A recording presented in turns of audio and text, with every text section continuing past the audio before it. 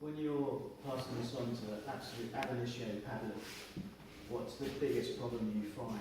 Because I would have thought perhaps if you've got the wrong size blade, you're going to try and put too much pressure on. So a small blade right at the beginning to allow them to get into the position, because they may not, we're all sort of familiar, they may not be formed to be able to hold that position. One of the biggest problems, you see, when somebody fails to get a nice catch, they come to me and they ask for a bigger paddle, because that's what the coach wants. The reason they haven't got a good catch is because when this paddle goes in, they're not strong enough, or they're not pushing in the right direction to hold the force on. So this hand disappears. When they come and buy a bigger paddle, the problem gets worse. So they're trying to get a grip of the water, which they weren't doing before, but they're going the wrong way. So if your athlete can't do the right shapes, you have to decrease the loading until they can. And then gradually you either resist this more, you put more bungees on that, and at some point their structure will break. And at that point, breaking the structure, you must back off that and build them through it again. So, you know, you've already got a beautiful cable machine there. That you see in what part of the stroke these people are weak, so you work on it. You hold them, you get this shape, and you keep working through this shape, this shape, this shape. You load it up, and if they can't keep the shape, bring it back down again. So yeah, smaller paddles are, teach someone to paddle small paddles. If they can grip the water with a paddle this size, then they know how to grip water. Then you can build the paddle up and up and up. Don't try and help them to grip the water by making the paddle bigger and bigger, because that's not how it works. About the length of the paddles, because like No.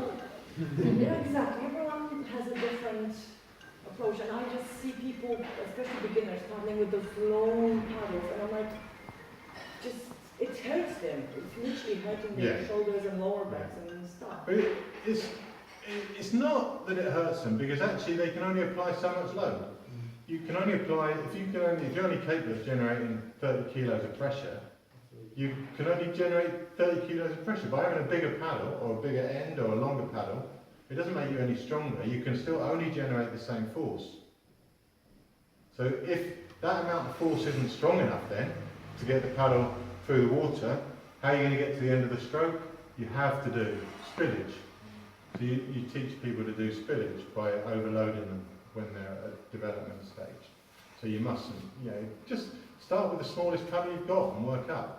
It soon feels wrong, doesn't it, if you've got a paddle that's too short. But it's, the big paddles, I don't know, it's fundamentally wrong. Although if you do the physics and the maths, the bigger the end, the better the result. But then you have to decrease the loading by shortening the paddle. So that's physics. Physics and sport don't always mix, because there's an art to sport. But well, this is what I see, like, especially female, if they have got a paddle, unless they are like 6 foot tall, anything above 210 is like a killer for a woman. Yeah. Because they just cannot. Well, 210 is pretty big, isn't it? Yeah, it is already, I already cut mine to 2.5 because 210 was for me, just, it didn't work completely. Yeah. The other thing is you see a lot of weaker paddlers who is not feather the blade enough, even with the wig. So there's spilling. Yeah. Then that's telling you it's the loading's too high, I guess. So shorten them or cut the edges off the paddles.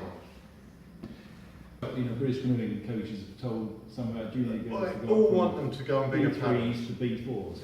Well, unnecessary. Yeah, it is totally unnecessary. No one knows everything, but I know they're wrong on that. Okay, there's some things you can argue about, and some things that are just right or wrong. And to move someone up a paddle so that you can improve their catch is just plain stupid. You can't pull any size paddle through the water unless you spill water off the edge of it. That swimmers can grip with this, with a hand with gaps in it. Okay, they can hold the water exactly the same as you can with a Bracha 1, with their hand, which is this big. There's nothing that slips through the water if you hold on to the water. Yeah. You can't compress water, and you can't, all you can do is spill off the edge. Okay?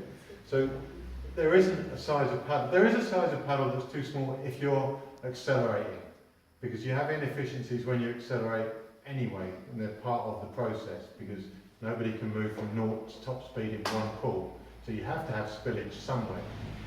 But once you're moving, you can go down to this size paddle and you can still grip the water exactly the same.